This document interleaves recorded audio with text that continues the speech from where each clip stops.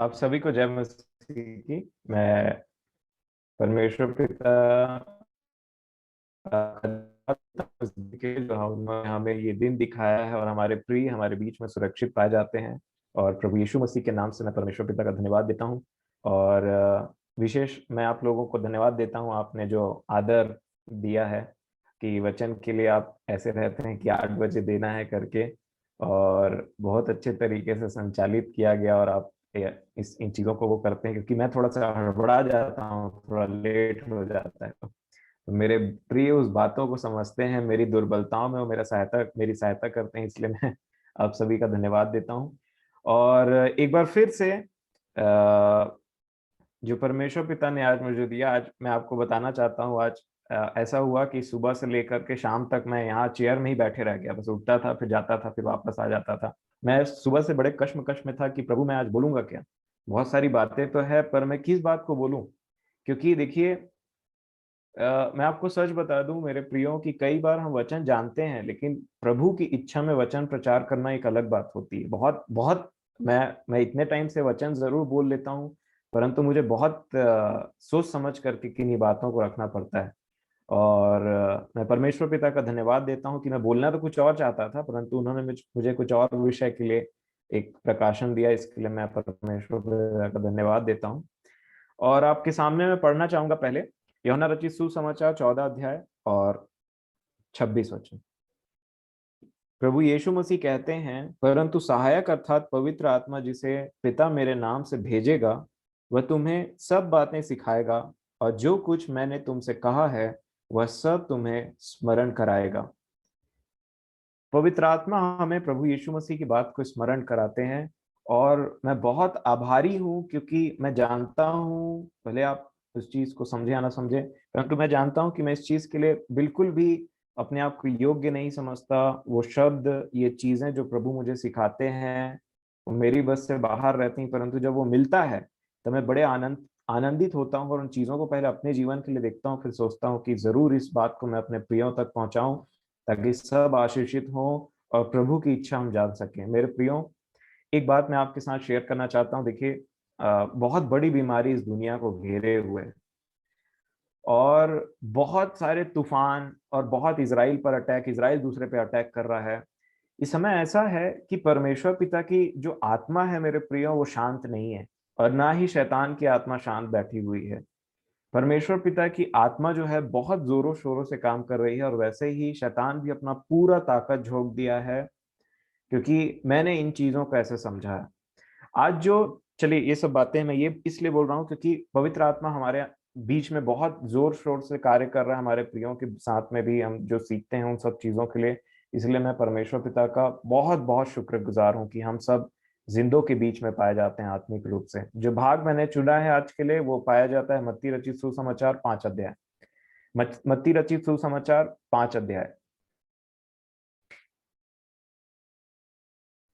मत्ती रचित सुसमाचार 5 अध्याय और 19 वचन में यीशु मसीह ऐसा कहते हैं, इसलिए इसलिए जो कोई इन छोटी सी छोटी आज्ञाओं में से किसी एक को तोड़े और वैसा ही लोगों को सिखाए, वह स्वर्ग के राज्य में सबसे छोटा कहलाएगा। परंतु जो कोई इन आज्ञाओं का पालन करेगा और उन्हें सिखाएगा, वही स्वर्ग के राज्य में महान कहलाएगा।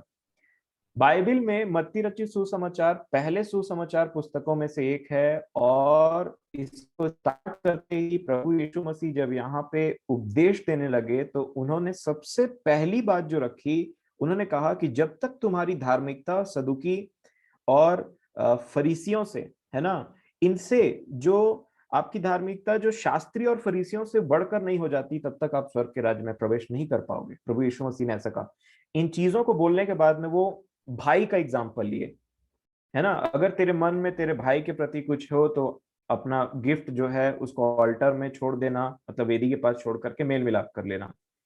इसके बाद का जो टॉपिक है 27 वचन से, आज मेरा जो मैंने विषय चूज किया है 5 अध्याय 27 वचन। यीशु मसीह कहते हैं, तुम सुन चुके हो कि कहा गया था व्यभिचार न करना। मैं ऐसा आशा करता हूं कि आपने, आजकल हम बहुत कम इन विषयों के बारे में सुनते हैं। व्यभिचार, जिनको बोलने के लिए मौका दिया जाता है, कई बार हमको, हमारे दिमाग में आप सोचे होंगे कि ऐसा कि इसके ऊपर कौन बात करे, कौन बोलेगा इसके ऊपर, है ना। कई बार ऐसा हो जाता है, देखे होंगे बहुत कम लोग इस विषय को चूज करना चाहते हैं, इस टॉपिक को चूज करना चाहते हैं। पर बहुतों के जीवन में, ऑलमोस्ट मैं बोलता हूं 100% लोगों के जीवन में वो इससे जूझते रहते हैं, कहीं ना कहीं वो इन चीजों से जूझते रहते हैं। ऐसा मैं आपको एक चीज बताता हूं कि प्रभु से जो मैंने आज सीखा वो माइंड बॉगलिंग है। मतलब मैं उस चीज को कभी वैसा नहीं सोच पा रहा था और कभी भी मैंने उस चीज को ऐसा ध्यान नहीं दिया था, परंतु प्रभु ने बोला कि जब पवित्र आत्मा आएगा तो मेरी कही हुई बातों को तुम्हें स्मरण दिलाएगा और तुझे इस बात को बोलना ही है। और ये इस बात से आज मेरे लोग पीड़ित हैं।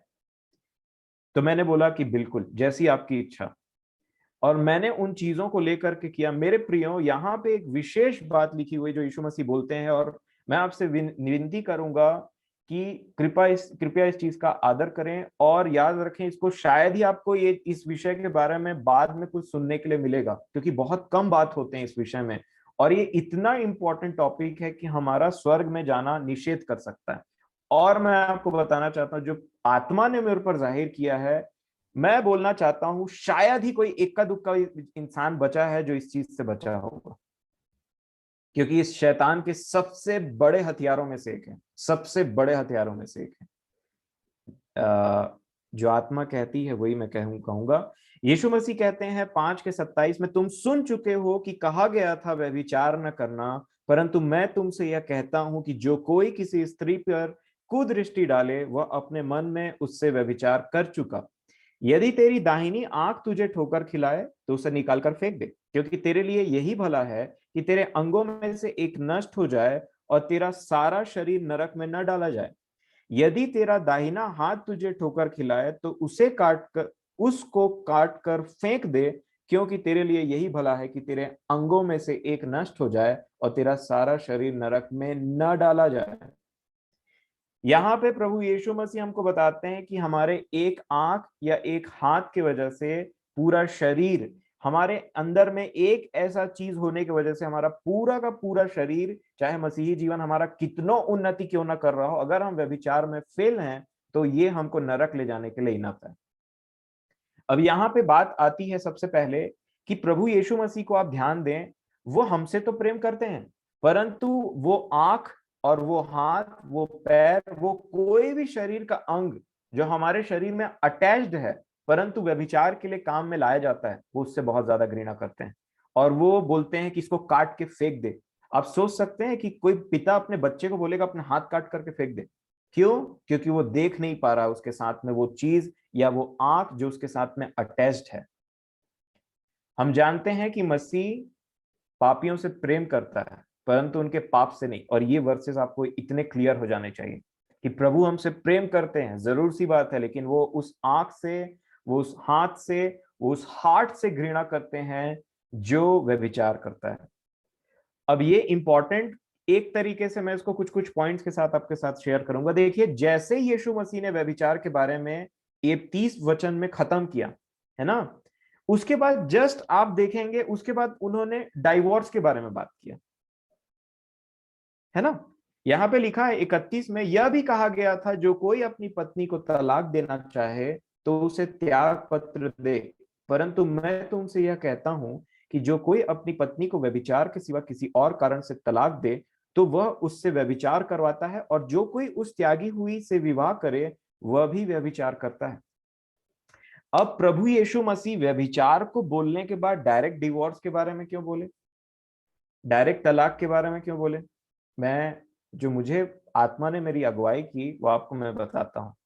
व्यभिचार एक बहुत बड़ा रीजन है पति और पत्नी के बीच तलाक करवाने का, और ये इसीलिए प्रभु यीशु मसीह ने इसको क्रम में रखा कि पहले व्यभिचार के बारे में बताया, फिर बोले व्यभिचार को छोड़ करके अगर कोई अपनी पत्नी को छोड़ता है तो वो उससे पाप करवाता है और खुद भी पाप करता है। इसका मतलब हम जानते हैं व्यभिचार जैसे टॉपिक इतना गंभीर है कि किसी वो शादी को तोड़ने के लिए इनफ है। इसीलिए प्रभु यीशु मसीह ने पहले व्यभिचार के बारे में बताया और व्यभिचार के जस्ट रिलेटेड किसके बारे में बोला? डिवोर्स के बारे में बोला। डिवोर्स होते हैं। और बहुत बड़ा रीजन है आज व्यभिचार की वजह से जो डिवोर्स हैं, वो उनका बहुत बड़ा कनेक्शन आज मुझे प्रभु ने अपनी आत्मा के द्वारा में ये चीज समझाया। मेरे प्रियो, ये जो बातें प्रभु यीशु मसीह कह रहे हैं ना, ये कहीं चेलों से छिप करके नहीं कह रहे थे, ये पहाड़ पर चढ़ करके खड़े होकर के बोल रहे थे।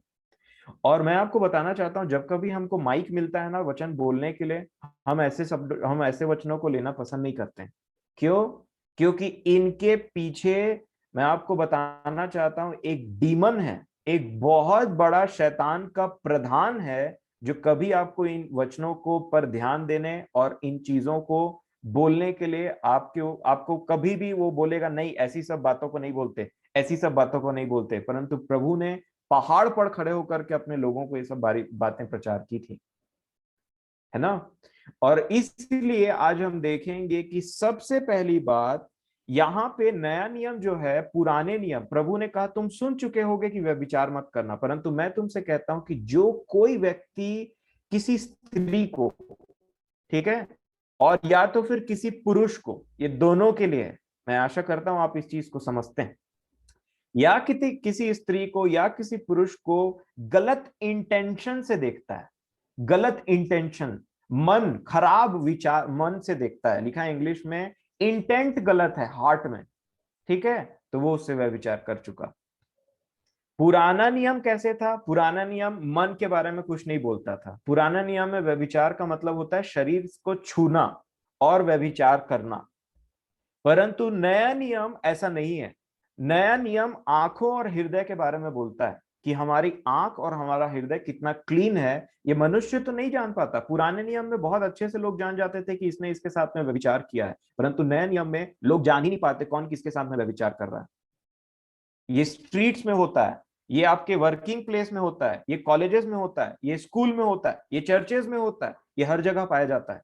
ये इस टाइप का व्यभिचार के बारे में प्रभु यीशु मसीह बात कर रहे थे। अगर तेरी आंख तुझे ठोकर खिलाए तो उसे निकाल करके फेंक दे, यदि तेरा हाथ तुझे ठोकर खिलाए तो उसे निकाल करके फेंक दे।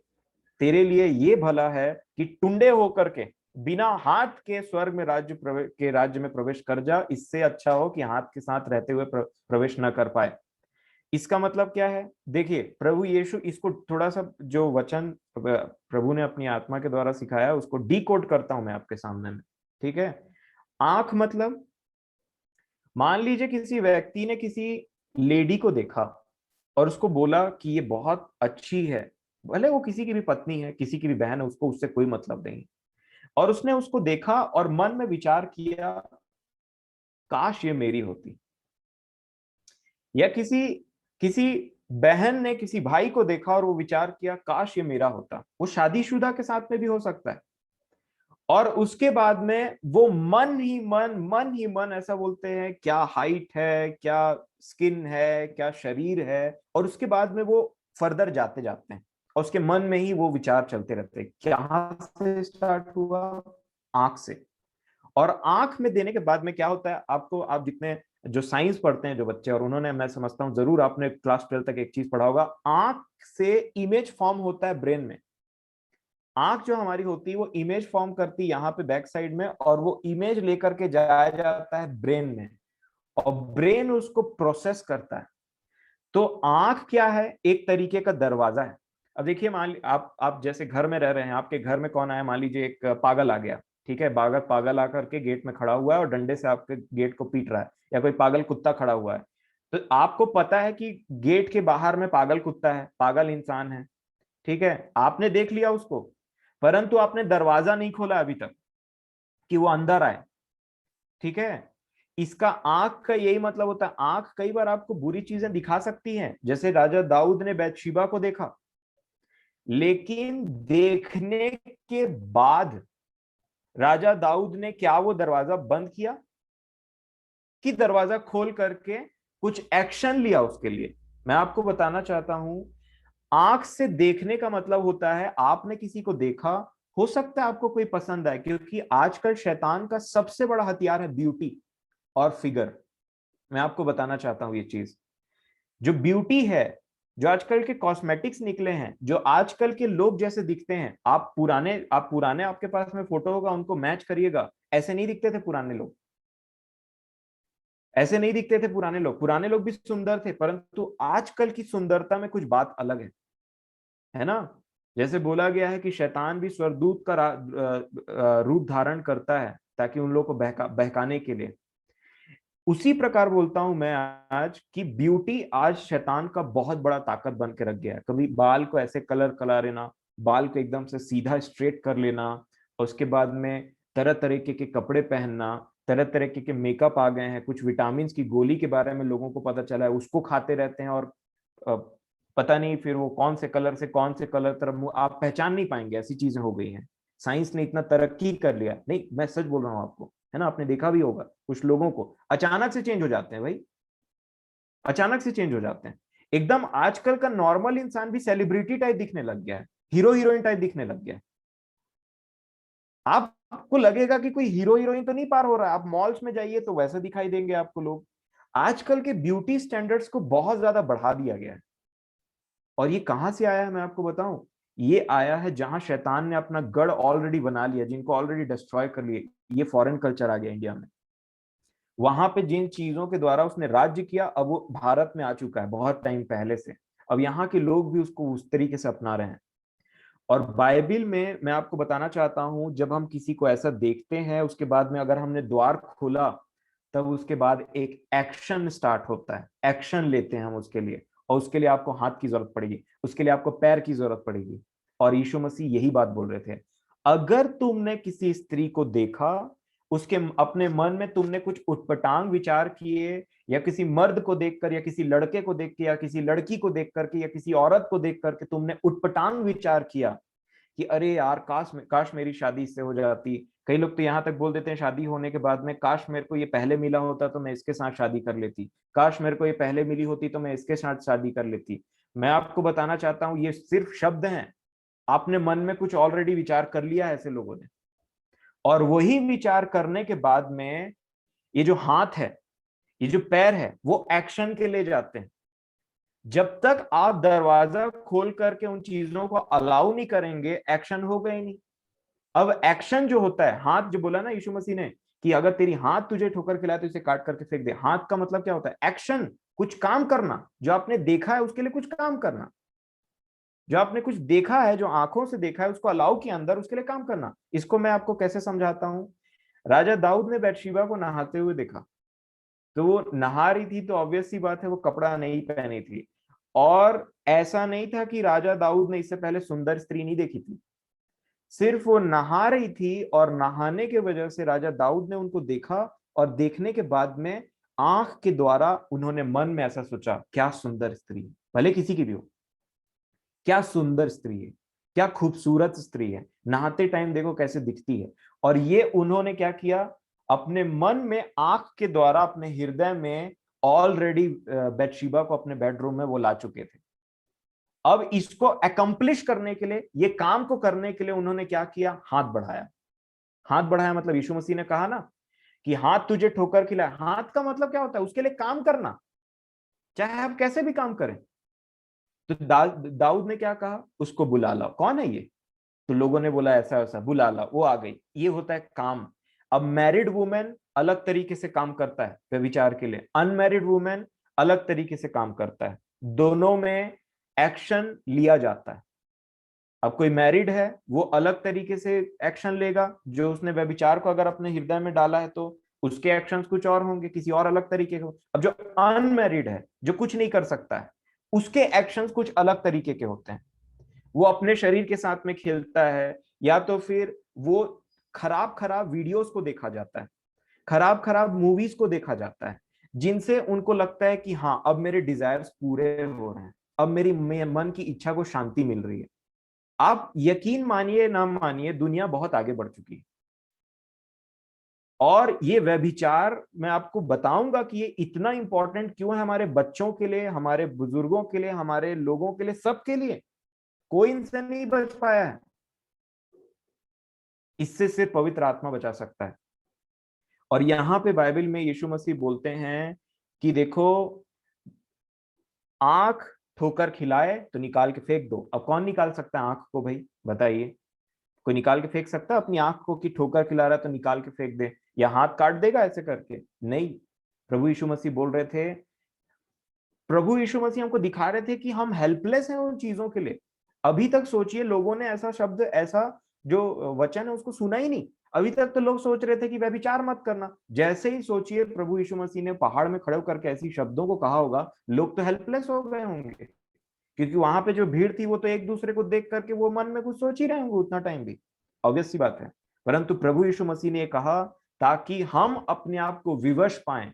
आप कितना कोशिश कर लीजिए, वह विचार से नहीं बच सकते, क्योंकि वह विचार कोई इंसान नहीं है, वह विचार कोई मुसीबत नहीं, वह विचार आत्मा है, आत्माओं का भंडार है।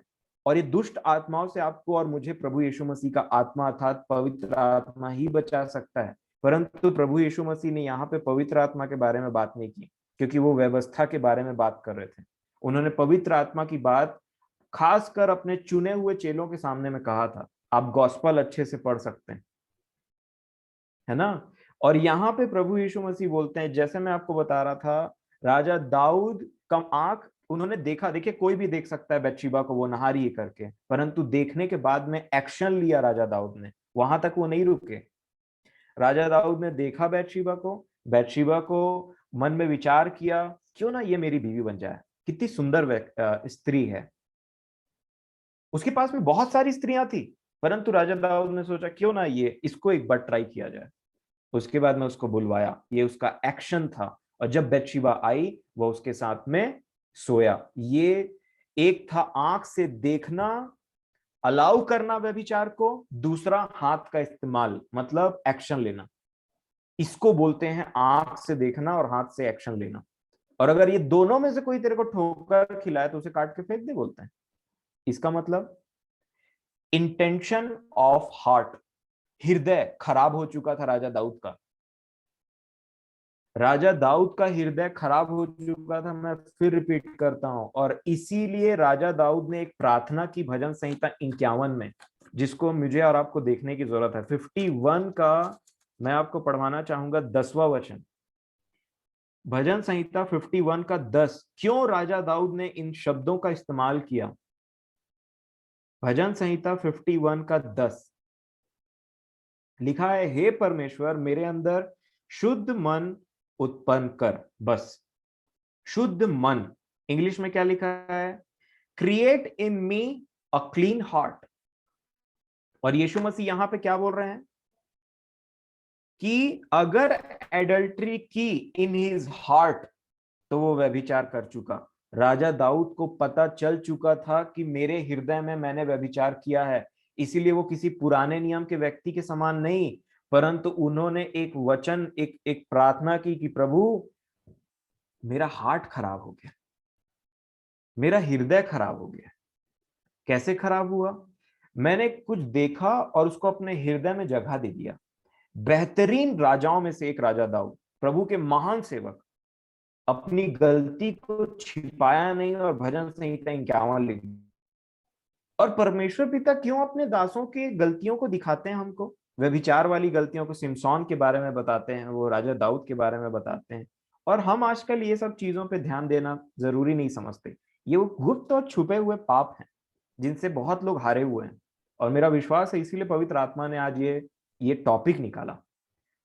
और ये जो राजा दाऊद बोलते हैं, प्रभु मेरा ना हार्ट खराब हो गया है, हार्ट में मेरे कुछ ऐसा हो गया, तो बोलते हैं मेरे हार्ट को क्लीन कर, मेरे हार्ट को क्लीन कर, बिकॉज इट इज, ये पूरी तरीके से हृदय के ऊपर में आधारित है, पूरी तरीके से हृदय के ऊपर में आधारित है। यीशु मसीह ने, देखिए मैं इंग्लिश में पढ़ता हूं, मैथ्यू 5:28 को, but I say to you that everyone who looks at a woman with lustful intent has already committed adultery with her in his heart, with her in his heart.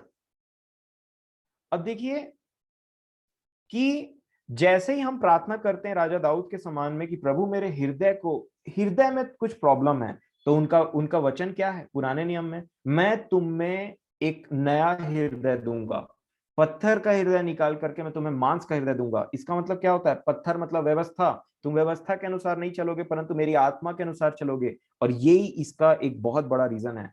देखिए मैं आपको सच बोलता हूं, अगर हमारे अंदर में आत्मा रहती है तो जैसे ही ये कुछ ऐसे कुछ गलत थॉट आते हैं ना हमारे दिमाग में, किसी को देख करके या किसी चीजों को ऐसे सोच करके सुन करके ऐसे गलत थॉट आते हैं ना, मैं आपको सच बताता हूँ, मान लीजिए आप खाना खाते हैं, 10 दिन का सड़ा हुआ खाना अगर मैं आपको बिना बताए दे दूंगा कि ये 10 दिन से सड़ रहा है और इसको आप 1 स्पून टेस्ट करिए, गर्म करके दे दिया मैंने आपको, जैसे ही वो जीभ में जाएगा आप तुरंत उल्टी कर डालेंगे, छी तू, ऐसे करके। क्यों? क्योंकि आपके जीभ को पता है कि ये सड़ा हुआ खाना है। उसी प्रकार अगर मेरे और आपके अंदर में प्रभु की आत्मा है, तो जैसे ये विचार कुछ आते हैं, कुछ हमने देख लिया, मान लीजिए अब आंख है, कुछ आसपास में देख लिया, कुछ ऐसे लोगों को देख लिया, कुछ ऐसा चीज देख लिया, तो जैसे ही एंटर करने की कोशिश करते हैं वैसे ही आत्मा उल्टी कर देता है, बोलता है छी, वो रिजेक्ट करता है। और उतना टाइम ये होना चाहिए, क्योंकि कुछ खराब आ रहा है, 10 दिन का 100 दिन का सड़ा आ रहा है, ये सालों पुराना खराब व्यभिचार की बात आ रही है, और अगर आत्मा जिंदा है अंदर में तो तुरंत उसको बाहर फेंक देगा। गेट लॉस्ट, कोई जगह नहीं तुम्हारी इन बुरे ख्यालों की, कोई जगह नहीं। यीशु मसीह के बारे में लिखा है, वो हमारे समान सब चीजों में परखा तो गया परंतु निष्पाप निकला। तो आपको क्या लगता है, व्यभिचार से उनकी परीक्षा नहीं हुई होगी? ऐसा हो ही नहीं सकता कि व्यभिचार ने कुछ गलत विचार देने की कोशिश किया हो, परंतु हमारे यीशु मसीह को आप जानते हैं, सेटन बिगॉन, यहां से भग जा बस, क्योंकि आत्मा है अंदर में, वो किसी चीज को अंदर आने नहीं दे रही है, उसको रिपेल करता है तुरंत। और ऐसा हमारे साथ में होना चाहिए हमेशा, तब हमको पता चलेगा कि हमारे अंदर में कुछ है जो उसको रिपेल करता है। अगर कोई चीज हम उसको एक्सेप्ट कर रहा है तो समझ लीजिए कि अपोजिट्स अट्रैक्ट, है ना, कुछ है हमारे अंदर में जो उसको अट्रैक्ट कर रहा है, वो आ रहा है और हमने उसको आने दे दिया, चलो भाई आ जाओ करके, हमको फर्क ही नहीं पड़ रहा है। परंतु जिसके अंदर में आत्मा है, जैसे ही कुछ गलत विचार या कुछ गलत देखने के बाद कुछ सोच विचार आते हैं, जैसे आप तवे में हाथ रख देंगे बिना देखे ऐसे करके गर्म वाले, तो तुरंत हाथ हटा लेंगे ऐसे करके, रिफ्लेक्स मारेगा बहुत जोर से, वैसे ही आत्मा इन सब चीजों के लिए करना चाहिए। अब मैं आपको बताना चाहता हूं, आई, आंख। अब देखिए, जैसे ही यीशु यीशु मसीह ने इन बातों को कहा, तो जरूर सी बात है शैतान वहां था, उसको समझ में आ गया कि क्या ऑर्डिनेंस पास किया है प्रभु यीशु मसीह ने। अब इसलिए देखिए, पुराने जमाने में जो पाप हुआ करते थे वो किसके पाप थे? शरीर के पाप थे। अब जैसे ही यीशु मसीह ने कहा आंख के द्वारा भी तुम पाप कर सकते हो, व्यभिचार कर सकते हो, शैतान काम में लग गया, शैतान काम में लग गया। आज आप देखिए, मैं आपको कुछ चीज बताता हूं, Bollywood, Hollywood, serial, social media, ठीक है, उसके बाद में मोबाइल। जैसे आपने सुना होगा ना कि प्रभु के एक बहुत बड़े दास ने कहा था 3G हैं, गॉड, गर्ल एंड ग्लोरी। मैं आपको 5G से मिलवाता हूं, 5G का जमाना है। God, gold, girl, glory and gadget,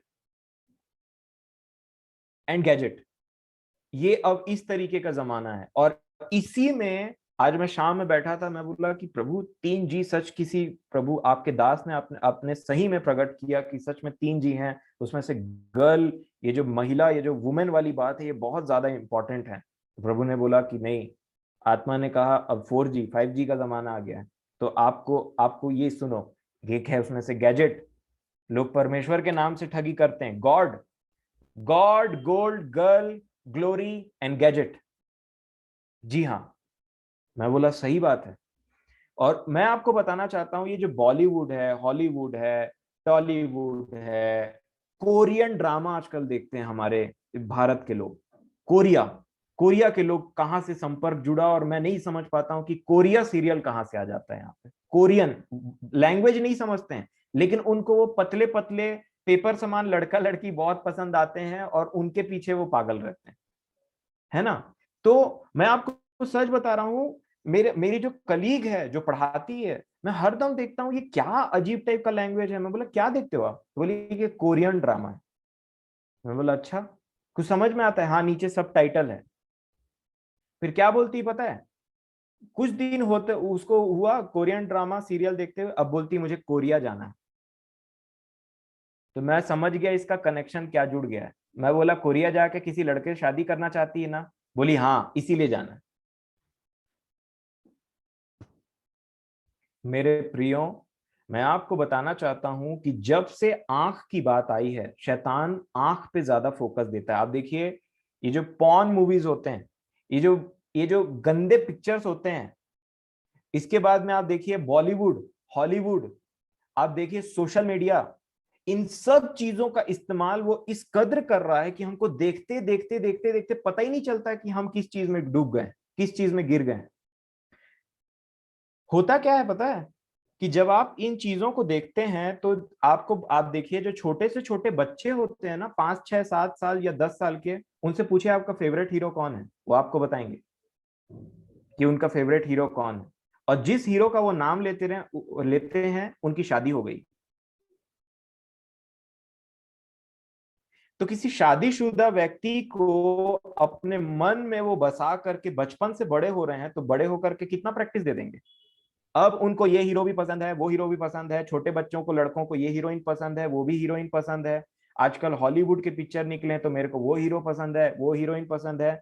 मैं बताना चाहता हूं, ये पसंद और फेवरेटिज्म ये झूठे और गलत वर्ड हैं, इसको बोला जाता है व्यभिचार।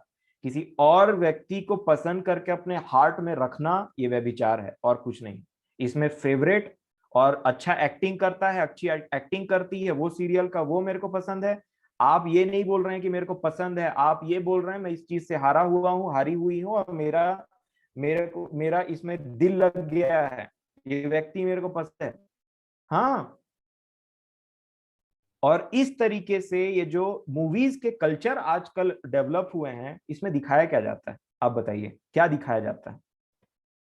घर में मूवीज जो लोग देखते हैं, जब कभी भी कुछ खराब सीन आता है तो चैनल बदल देते हैं। क्यों? क्योंकि आपको पता है वो चीज गलत असर करेगा। तो भाई देख क्यों रहे हो? वो सिर्फ उतने तक सीमित नहीं है। अब मैं आपको बताऊं होता क्या है, आप इस चीज को आराम से सोचिएगा। एक व्यक्ति है, मान लीजिए बोलते हैं शाहरुख खान और काजोल की जोड़ी बहुत अच्छी है, ठीक है। अब मैं आपको बताऊं, ये दोनों एक्टिंग कर रहे हैं, इनके पति पत्नी कोई और हैं। और जो व्यक्ति पैसा लेकर के एक दूसरे का पति पति बन रहा है, उसको नाना प्रकार का कुछ भी कर रहा है, वहां पे बोल रहा मैं एक्टिंग कर रहा हूं, और पूरी दुनिया ताली बजा रही है। इसको बोलते हैं सदोम और गमोरा के समान में सिचुएशन बन जाना। चाहे आप हॉलीवुड लीजिए, चाहे आप बॉलीवुड लीजिए। अब सोचिए, वो लोगों के दिमाग को पता नहीं क्या हो गया, कैसा अंधेरा छाया कि अपने पति और पत्नी को बोलते हैं कि जाओ और एक्टिंग करो दूसरे मर्द के साथ में, दूसरी औरत के साथ में, तुम जो करना है करो, और उसको बोला जाएगा ये एक्टिंग किया, कितना अच्छा एक्टिंग किया, और ताली भी बजाते हैं, मेरी पत्नी ने ऐसा एक्टिंग किया, मेरे पति ने ऐसा एक्टिंग किया है। किस टाइप के लोग हैं ये? आज मैं बोलूं नॉर्मल इंसान को कि भाई ठीक है चलो मेरी शादी शादी हो गई है, फिर मैं बोलूंगा कि ठीक है मेरी पत्नी जा रही है और बोल रही है एक्टिंग कर रही हूं मैं कहीं जा करके, ठीक है, तो मैं तो टोटली एक्सेप्ट नहीं करूंगा। ये तो मेरे लिए बहुत ही घिनौना बात होगा। और बताइए आप में से कौन एक्सेप्ट करेगा इस चीज को, भले कितना पैसा मिले। परंतु वो लोग एक्सेप्ट करते हैं, उनका मन ही ऐसा हो गया है। और उसके बाद में वो लोग क्या करते हैं, उसके बाद में वो काम करते हैं, उनको देख देख के बड़ा छोटे सा बच्चा बड़ा होते जा रहा है, और वो किसी और के पति को क्या बोलना सीख गया, मेरे को ये बहुत पसंद है, मेरे को ये बहुत पसंद है। मैं आपको बताऊं, ऐसे में हम कुछ अलाउ करते हैं, हम उन दुष्ट आत्माओं को अलाउ करते हैं अपने अंदर में, और वो दुष्ट आत्मा उस व्यक्ति के थ्रू अंदर आती है। और मैं आपको सच बताता हूं, आपने ये चीज महसूस किया होगा कि नहीं, आपके जितने भी फेवरेट एक्टर या एक्ट्रेस रहे होंगे ना, वो आपके सपने में जरूर आए होंगे एक दो बार। या जिस भी चीज से आप उन चीजों में लगे हुए रहते हैं, अटैच्ड रहते हैं, चाहे वो कार्टून हो, चाहे वो एक्टर हो, चाहे वो एक्ट्रेस हो, चाहे भी कुछ भी चीज हो, वो आपके सपने में आना स्टार्ट हो जाएंगे। इसको बोलता है कंट्रोल करना। फिर क्या होता है, एक व्यक्ति, अब उसको पसंद करने की आदत हो गई है, फिर वो निकलता है बाहर और उसके बाद में बोलता है मुझे अब ये लड़का पसंद है, मेरे स्कूल में, मेरे कॉलेज में ये लड़का पसंद है। क्यों?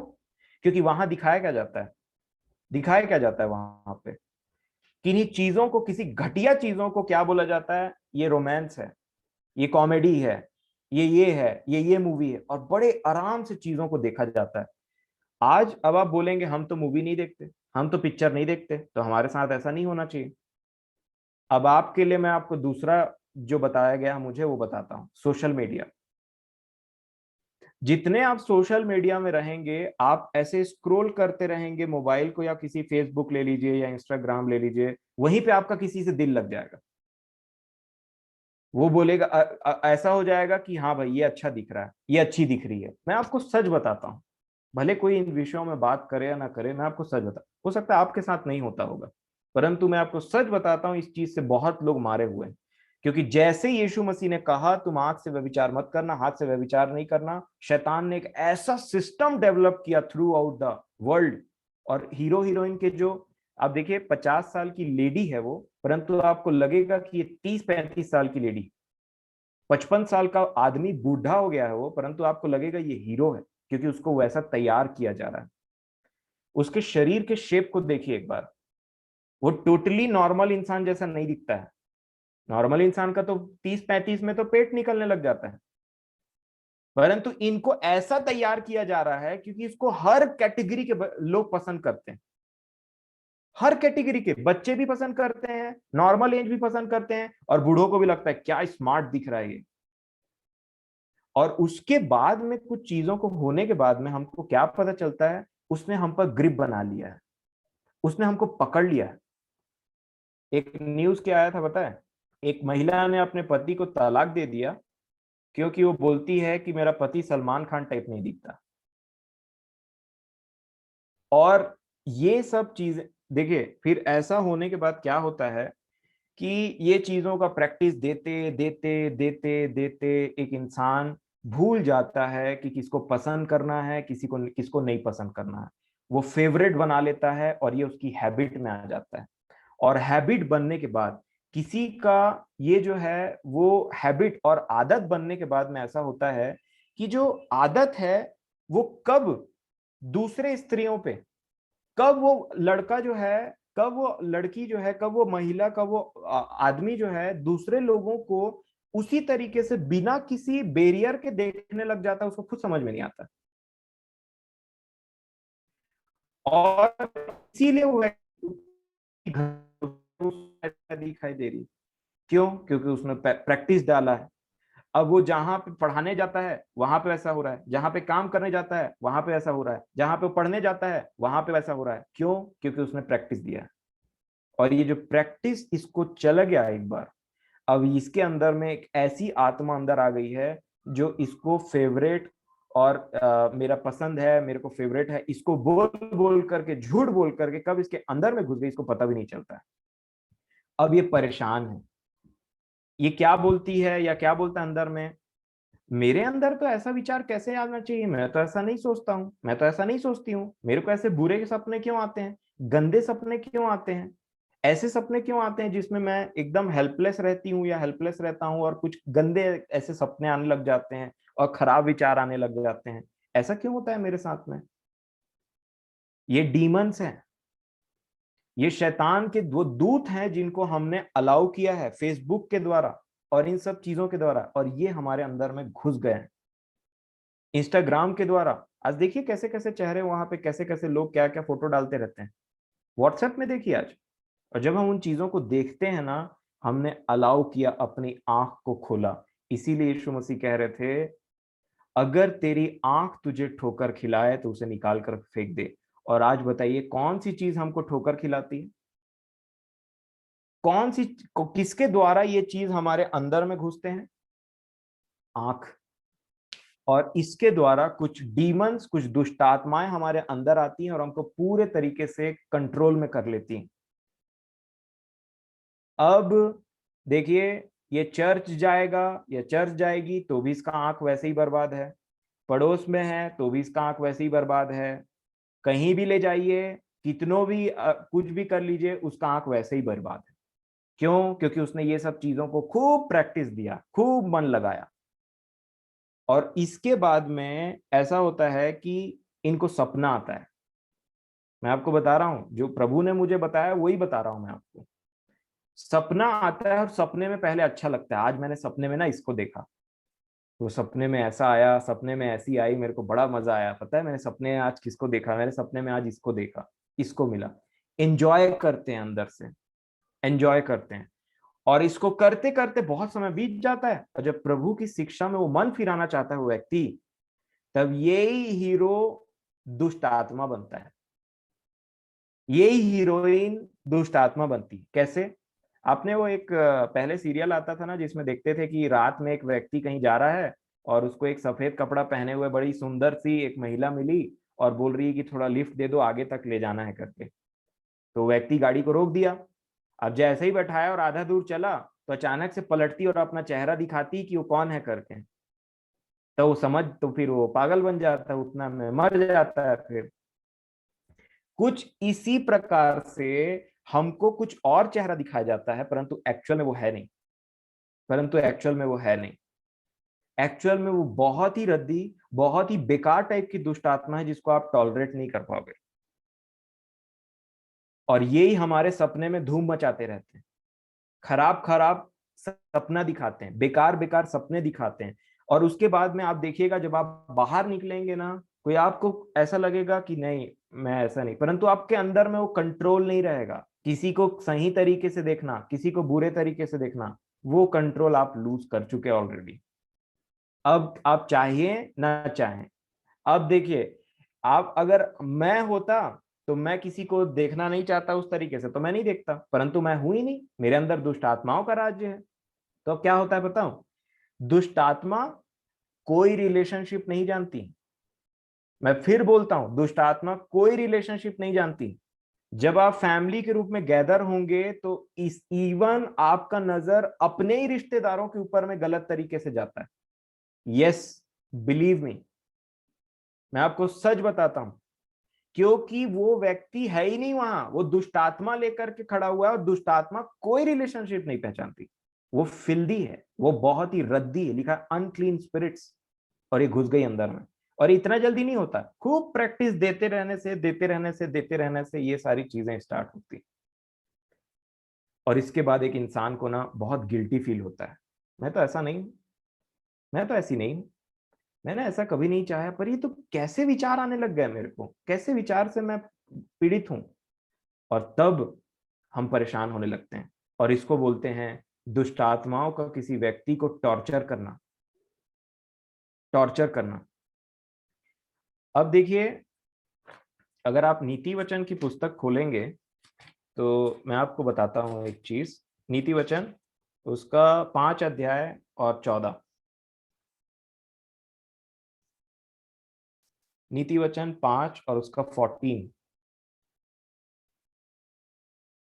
यहाँ लिखा है, एक व्यक्ति है जहां स्टार्ट हुआ है कि वो शिक्षा को नहीं सुनता है कि पराई स्त्री के पीछे में मत भागो और ये सब काम मत करो, स्त्रियों के पीछे में मत भागो, और मतलब ये सब चीज में नहीं सुनता है। तो क्या बोलता है लास्ट में? 13 वचन से मैं पढ़ूंगा, 5 का 13 नीति वचन, मैंने अपने गुरुओं की बात ना मानी और अपने सिखाने वालों की ओर ध्यान न लगाया। और क्या लिखा है? मैं सभा और मंडली के बीच में प्राय सब बुराइयों में जा पड़ा। अब ये वचन क्या बोलना चाहता है? सभा, कॉन्ग्रीगेशन, उतना टाइम चर्च नहीं था, कॉन्ग्रीगेशन होते थे, लोग मिलते थे, इकट्ठा होते थे, सिनेगॉग होता था, है ना, आराधनालय होते थे, उसमें लोग मिलते थे, उनको कॉन्ग्रीगेशन बोलते थे। अब ये व्यक्ति बोलता है मैं सभाओं में प्राय प्राय हर प्रकार के पाप में जा पड़ा। आज अब मैं बताऊं कि आप मरकुस रचित सुसमाचार 1 अध्याय और लूका रचित सुसमाचार 4 अध्याय पढ़ लेंगे, उसमें एक व्याख्यान पाया जाता है कि प्रभु यीशु मसीह ने आराधनालय में से दुष्ट आत्मा को निकाला। आराधनालय के अंदर में दुष्ट आत्मा थे, किसके सामने? प्रभु यीशु मसीह के सामने। भागे नहीं, चिल्ला उठे। आप मरकुस रचित सुसमाचार 1 अध्याय और 4, लूका 4 उसको बाद में पढ़ सकते हैं 31 से। वहां लिखा है आराधनालय में दुष्ट आत्मा थी। और आज आपको बताऊं होता क्या? मान लीजिए कि आराधनालय खत्म हुआ तो सब लोग वहां जाते क्यों हैं? अपने ड्रेस को दिखाने के लिए, अधिकतर लोग, कि मैं नया ड्रेस पहनी हूं, मैं पहना हूं, उसके लिए पहुंच जाते हैं। उसके बाद में वो देखते रहेंगे, ऐसे ऐसे करके वचन चलते रहता है और साइड साइड में बीचे एकदम धार्मिकता वाला पोज है, लेकिन आंख थोड़ा इधर उधर कूद रहा है, कौन खड़ा हो रहा है, कौन यहाँ, अरे ये भी आई है, ये तो पिछले संडे नहीं आई थी, ये भी आया है, अपने हस्बैंड के साथ आई है। ऐसा चल रहा है और उधर वचन कब खत्म होगा पता ही नहीं चला। और फिर ये व्यक्ति, हाँ आज ना ये मिलने टाइम में इससे जरूर मिलूंगी और बोलूंगी आपका साड़ी कितना सुंदर है सिस्टर, आप कितने अच्छे लग रहे हो आज, वचन में कुछ ध्यान नहीं है। और देखिए इसका आउटकम मैं आपको बताऊं, जैसे ही चर्च खत्म होता है लोग एक दूसरे से मिलते हैं, परंतु वचन की कोई बात नहीं रहती। चोरी हो गया वचन कब का, क्योंकि वो सुन ही नहीं रहा था, सुन ही नहीं रही थी। और मिलते साथ प्रभु के घर में इंसान की बड़ाई, बहुत सुंदर दिख रही बहन आज आप, ये तो कपड़ा तो बहुत महंगा लग रहा है, ये वो। कुछ जवान रहते हैं, उनको जो मन पसंद की, जो वो किसी लड़की को पसंद कर लेंगे, कोई लड़कियां हैं तो किसी लड़के को पसंद कर लेंगी और बोलेंगे चलो चलो वो भैया से हाथ मिला करके आएंगे, चलो चलो वो बहन से हाथ मिला करके आएंगे, कम से कम इसी बहाने छू तो लेंगे हाथ को। ऐसे तो छूने मिलेगा नहीं, तो कम से कम इसी बहाने हाथ को छू लिया जाए। चलो चलो वो आंटी से हाथ मिला करके आएंगे, कितनी सुंदर दिख रही है, उससे हाथ छू लेंगे। मैं आपको सच बताता हूं, आप यकीन माने या ना माने, ये जितना बात बोलने में मेरे को परेशानी हो रही है, उतनी घिनौनी हरकतें आज पाई जाती हैं चर्चेज में। लोग महिलाओं के हाथ को पकड़ लेते हैं और छोड़ते नहीं, और उसके बाद में बोलते हैं जय मसीह की।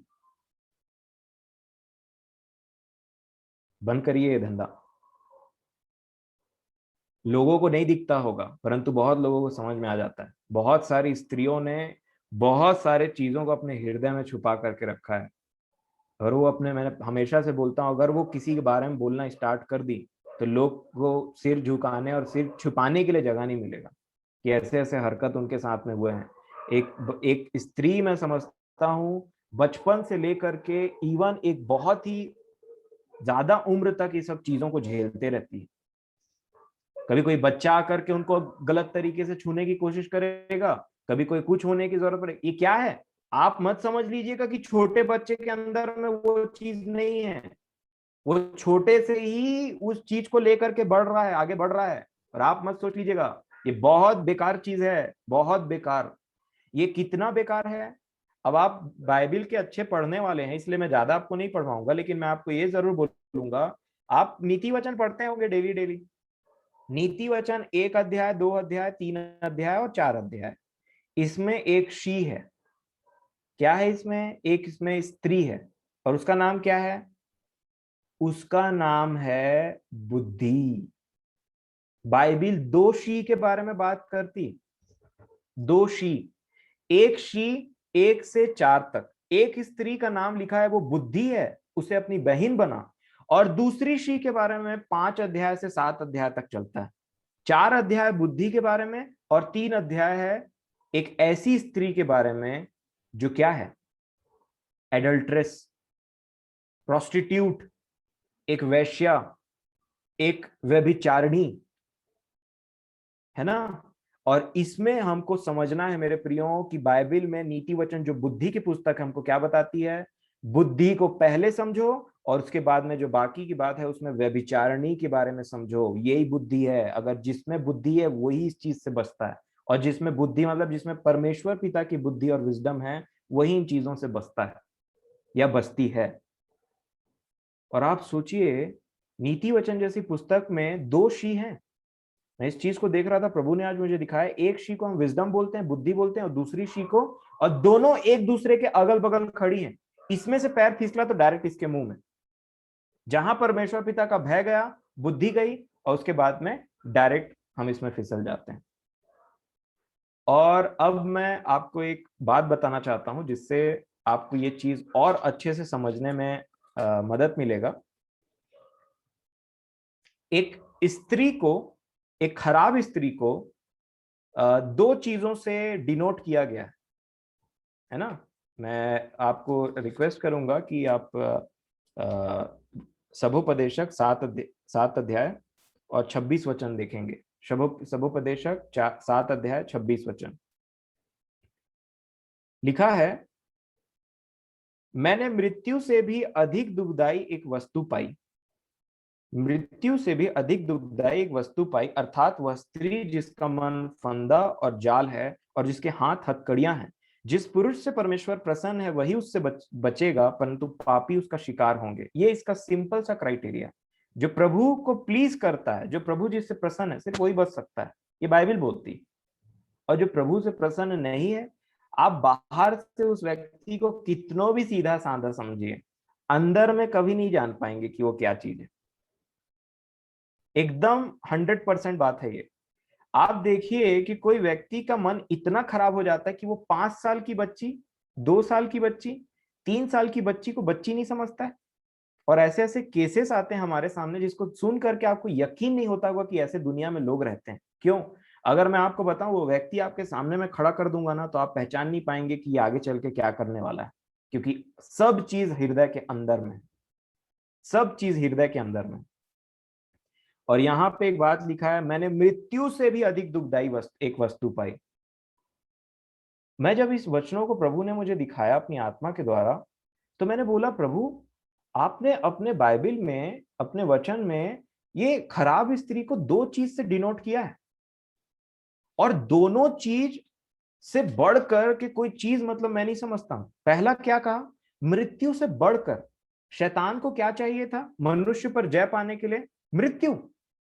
इसीलिए उसने खाया और आदम को मृत्यु उसके ऊपर ला करके उसका गुलाम बना दिया। तो उसको क्या चाहिए था? मृत्यु। ये स्त्री उससे भी बढ़कर है। ठीक है।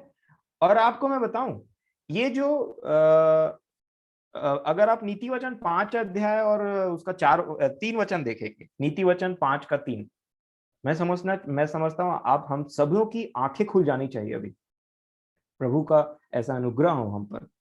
क्योंकि पराई स्त्री, 5 का 3 नीति वचन, क्योंकि पराई स्त्री के ओंठों से मधु टपकता है और उसकी बातें तेल से भी अधिक चिकनी होती है। ठीक है। और चौथा वचन क्या लिखा है? परंतु इसका परिणाम नागदौना सा कड़वा और दो धारी तलवार सा पैना होता है। पूरे बाइबल में आप खोज के बताइए मेरे को कि वचन को दो धारी तलवार छोड़ के और किस चीज को दो धारी तलवार बोला गया? परमेश्वर पिता के वचन को छोड़ करके और किस चीज को दो धारी तलवार बोला गया है मेरे प्रियो? ये वो चीज है, लेडी, एक पराई स्त्री। ये दो धारी तलवार से भी तेज वर्क करती है। और मैं समझता हूं शायद आपने भी मेरी तरह आज तक सिर्फ यही ध्यान दिया होगा कि परमेश्वर पिता के वचन को दो धारी तलवार बोला जाता है ना? लेकिन यहाँ पे बाइबल हमको बताती है एक पराई स्त्री है क्या? देखिए, इसको भी बोलते हैं डिसीविंग। डिसीव कर रही कैसे? मुंह से क्या निकलना? तेल के समान चिकनी चुपड़ी बातें, परंतु है क्या? दो धारी तलवार। दोनों में कितना अंतर है? तेल के तरीके से चिकना, और आखिरी में है क्या? तेज दो धार तलवार। एक बात मेरे को मैं सोच रहा था, सिमसॉन शेर से नहीं हारा, सिमसॉन 1000 आदमियों से नहीं हारा, सिमसॉन हार गया दलीला से, एक स्त्री से जो शेर से ज्यादा ताकतवर है, जो 1000 फलिस्तीनियों से ज्यादा ताकतवर है, एक स्त्री बस। राजा दाऊद गोलियत से नहीं हारे, राजा दाऊद हार गए बेतशीबा से। गोलियत के बारे में लिखा है 10 फीट का आदमी, ये वो ये, और बेतशीबा के बारे में कुछ नहीं लिखा है। आप सोच सकते हैं, सिमसॉन 1000 लोगों को एक गधे के जबड़े से मार मार के भगा दिया, परंतु वो दलीला से हार गया। आप सोच सकते हैं दलीला में कुछ ऐसा पावर है जिसको शैतान बहुत अच्छे तरीके से जानता है। वो बोला, सिमसॉन को तो मैं ताकत में नहीं हरा पाऊंगा क्योंकि इसके अंदर में आत्मा रहती। शेर को फाड़ देता है, 1000 लोगों को मार दिया, इसको मैं ऐसे नहीं हरा पाऊंगा ना। मैं 10,000 भेजूंगा ना, ये 10,000 को मार देगा। ये 300 लोमड़ियों को पकड़ सकता है, ये कर देता है, वो कर देता है। शैतान ने क्या किया? बोला, अब इसके पास में मेरा सबसे बड़ा हथियार जाएगा, दलीला। और वो गई और शिमशॉन हार गया। राजा दाऊद शेर को भगाते थे, भालू को भगाते थे लिखा है, परंतु जहां बैतशेबा गई, राजा दाऊद चित। क्योंकि बाइबल ऐसा बताती है, स्त्री, पराई स्त्री दो धारी तलवार से भी ज्यादा पैनी है। और सिर्फ ये वर्ड वचन के लिए इस्तेमाल किया गया और किसी के लिए नहीं। चाहे वो स्त्री हो, पुरुष के लिए वो स्त्री हो सकती है और स्त्री के लिए वो पुरुष हो सकता है। आजकल इसीलिए मैं आपको बोल रहा हूं कि ये इतना बड़ा हथियार है कि शैतान ने देखा कि दाऊद तो किसी से नहीं गिर रहा, शिमशॉन तो किसी से नहीं गिर रहा, अब इसके पास में एक स्त्री जाएगी जो मृत्यु से भी ज्यादा कड़वी और दो धारी तलवार से भी दो धारी तलवार सा पहना है वो, ऐसी है। मेरे प्रियो, मैं नहीं जानता आपको कैसा लग रहा है, परंतु जब ये बातें मुझ तक पहुंची तब मैं बोला कि प्रभु बाकी प्रकाशन तो बाद में, ये शैतान का इतना बड़ा हथियार हमारे बीच में, और हमने इस पर वैसा ध्यान दिया ही नहीं जैसा देना चाहिए था। क्या पावर है इस मतलब स्त्री में, क्या चीज है। और इसीलिए प्रकाशित वाक्य में क्या चीज का इस्तेमाल किया, जेजबेल। तू अपने बीच में उस स्त्री इजाबेल को रहने देता है जो मेरे दासों को गिराती है। यीशु मसीह एक पॉइंट किए, और आज भी वो चीज है। आज देखिए, ये जो बड़े बड़े बॉलीवुड स्टार्स होते हैं, मैं आपको बता रहा हूँ, कई लोगों तो इतने मदहोश हो जाते हैं ये सब चीजों को देख देख करके। सिर्फ आप अब देखिए कि मतलब इतने ज्यादा वो उसमें है कि आपको मैं बताऊं, अब उनके आंख में, उनके हृदय में उनका कंट्रोल नहीं रहा। अब उनको न्यूज, ये जो न्यूज जो एंकरिंग होता है ना, जो न्यूज रिपोर्टर रहते हैं, रीडर रहते हैं, ये जो पढ़ते रहते हैं ना न्यूज को देखते हैं, तो उनको वो लोग भी पसंद आ जाते हैं। मैं आपको सच बता रहा हूँ, जो न्यूज पढ़ रही है लेडी, उन लोगों को वो भी पसंद है। क्या बाल है इसके, क्योंकि शैतान ने उसको रखा ही उसी लिए है। क्यों मर्द नहीं पढ़ सकता न्यूज, बताइए। क्यों जो टीवी में एडवर्टीजमेंट देखते हैं उनको वो क्या बोलते हैं, वो नहीं दिखा सकता है। क्यों लेडी आती हर चीज में एकदम ऐसे पतली दुबली और न जाने कैसे, उसके बाद में बोलती है ये लीजिए। अब मैनी पोको पैंट्स के लिए एक लड़की का जरूरत क्या है, उसके लिए तो छोटी बच्ची का जरूरत है ना। जैसा मैं बहुत पहले वो सब चीजों को देखता था, परंतु मैं आपको सच बताता हूँ मेरे प्रियो, इवन जो न्यूज रिपोर्टर हैं, जो न्यूज पढ़ते हैं ना, उनको लोग क्या बोलते हैं पता है, कितनी अच्छी लेडी। भूल जाते हैं किसी की वो वाइफ है, कोई लेडी है, वो बस बहुत अच्छी लेडी है। क्या दिख रही है, चश्मा आपके ऊपर सूट करता है, बाल आपके अच्छे हैं, आप ऐसी है वैसी है। न्यूज से ध्यान गया और लेडी पे ध्यान अटक गया। चाहिए तो आप जरूर विश्वास करिए इन बातों पे, क्योंकि मैं बहुत श्योर हूं, क्योंकि जो आत्मा मुझे बताती है उसके विषय में मैं बहुत श्योर रहता हूं। अब देखिए, इन विषयों में मैं तो ज्यादा बात नहीं करूंगा, क्योंकि मैं नहीं चाहता कि अ, अगर आपका मतलब इस तरीके से वो नहीं है तो फिर मैं मतलब, ये इंटरेस्ट आपके ऊपर डिपेंड करता है कि आप इसके बारे में कितना खोजते हैं, कितना आगे बढ़ते हैं। पर मैं आपको बताऊं, मेरे को इतना मिला आज, इतना मैं मतलब हाथ नहीं स्प्रेड कर सकता। इतना सारी बातें प्रभु ने मुझे बताई कि कैसे कैसे वो काम कर रहा है, और कैसे इस अंत के दिनों में ये उसका सबसे बड़ा हथियार है। जिससे दाऊद गिरा, जिससे आदम गिरा, जिससे सिमसौन गिरा, आज वो उसका सबसे बड़ा हथियार है। आज भी इससे प्रभु के बहुत बड़े बड़े दास गिरते हैं। आज भी इससे घर बर्बाद होते हैं, डिवोर्स होता है लोगों का। बाइबल बताती है ऐसी स्त्री की डेवढ़ी के पास भी नहीं जाना, दरवाजे के पास में भी नहीं जाना। और ये ऐसी स्त्री के पास आप तो नहीं जाते हैं, ऐसे मर्दों के पास आप तो नहीं जाते, पर ये आते कैसे हैं, गैजेट्स के द्वारा, इंटरटेनमेंट के द्वारा, यूट्यूब के द्वारा, इन सब चीजों के द्वारा। हमको लगता है ये अब अच्छा लग रहा है, क्यों, आप पूछिए अपने आप से क्या अच्छा लगता है उसमें। Actor, actress. और उसके बाद में मैं आपको बता रहा हूँ, ब्यूटी का स्टैंडर्ड्स आज बहुत ज्यादा बढ़ गया है मेरे प्रियो, और इसीलिए आज आज मुझे और आपको समझने की जरूरत है। लिखा है तू उसकी डेवढ़ी के पास भी मत जाना, ऐसी स्त्री के पास दरवाजे के पास भी नहीं जाना। और कई बार मैं आपको बता रहा हूँ, ऐसी स्त्रियों का एक कैरेक्टर होता है, बहुत बोल्ड होती है। अब देखिएगा, बहुत बोल्ड होती हैं, शर्म हया सब एकदम वो हो गया है आजकल।